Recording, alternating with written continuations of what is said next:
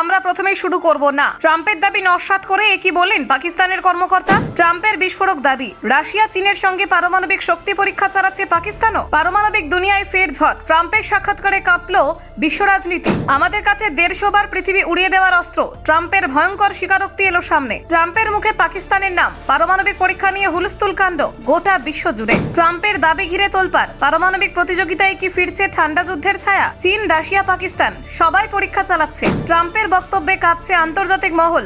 নতুন পারমাণবিক যুগের ইঙ্গিত দিলেন নাকি ট্রাম্প? আমরা একমাত্র দেশ হতে চাই না যে পরীক্ষা করে না। ট্রাম্পের বক্তব্যে উদ্বেগ বাড়ছে। তবে ট্রাম্পের অভিযোগ খারিজ করেছে পাকিস্তান। তাদের দাবি, আমরাই প্রথমে পরীক্ষা চালাবো না। পারমাণবিক রাজনীতি নিয়ে ট্রাম্পের নতুন চালে কূটনৈতিক টেবিলে উত্তাপ বাড়ছে।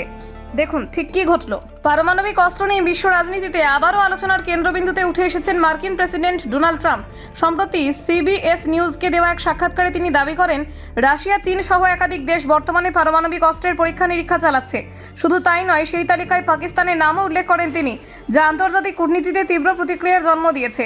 সাক্ষাৎকারে ট্রাম্প বলেন, যুক্তরাষ্ট্রের হাতে বর্তমানে বিশ্বের যে কোনো দেশের চেয়ে বেশি পারমাণবিক অস্ত্র রয়েছে। তার দাবি, আমাদের কাছে পৃথিবীকে 150 বার ধ্বংস করার মতো অস্ত্রভান্ডার আছে। তিনি আরও জানান, এই বিষয়টি নিয়ে ইতিমধ্যে রাশিয়ার প্রেসিডেন্ট ভ্লাদিমির পুতিন এবং চীনের প্রেসিডেন্ট শি জিনপিং এর সঙ্গে আলোচনা করেছেন। ট্রাম্পের মন্তব্য অনুযায়ী রাশিয়ার নিকট ভবিষ্যতে নতুন পারমাণবিক পরীক্ষা চালানোর পরিকল্পনা করেছে। উত্তর কোরিয়া নিয়মিত পরীক্ষায় ব্যস্ত, আর চীনও এই প্রতিযোগিতায় পিছিয়ে নেই। কিন্তু যুক্তরাষ্ট্রই একমাত্র দেশ যারা এখনো পরীক্ষায় অংশ নিচ্ছে না।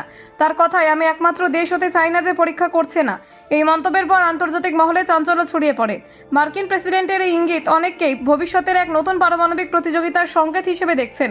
কারণ ঠান্ডা যুদ্ধের পর থেকে পারমাণবিক পরীক্ষা বন্ধ রাখার অঙ্গীকারই ছিল শক্তিধর দেশগুলির নীতি।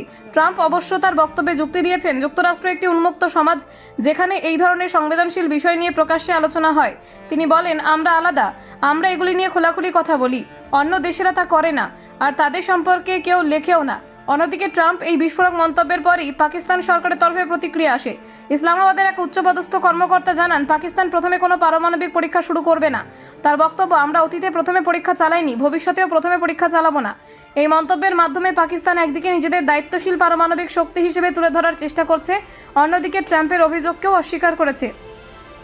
বিশেষজ্ঞদের মতে ইসলামাবাদ বুঝিয়ে দিয়েছে যে তারা প্রতিরক্ষার স্বার্থে পারমাণবিক অস্ত্র রাখলেও আগ্রাসনের নীতি অনুসরণ করে না।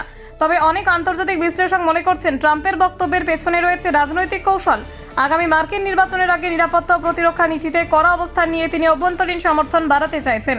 এছাড়া সাম্প্রতিক সময়ে রাশিয়া ও চীনের মধ্যে সামরিক সহযোগিতা বাড়ছে। বিশেষত ইউক্রেন যুদ্ধের পর থেকে মস্কো বেজিংয়ের কাছাকাছি এসেছে। এই অবস্থায় ট্রাম্প হয়তো মনে করছেন, যুক্তরাষ্ট্রও নিজেদের শক্তি প্রদর্শন করা দরকার। পারমাণবিক পরীক্ষার প্রসঙ্গ তুলে ট্রাম্প হয়তো এই বার্তা দিতে চেয়েছেন যে আমেরিকাও পিছিয়ে নেই। তিনি বলেন, আমাদের অন্যদের মতোই প্রস্তুত থাকতে হবে। বিশ্বে যদি অন্যরা পরীক্ষা চালায়, আমরাও থেমে থাকতে পারি না। ব্যুরো রিপোর্ট, অজানার দেশে।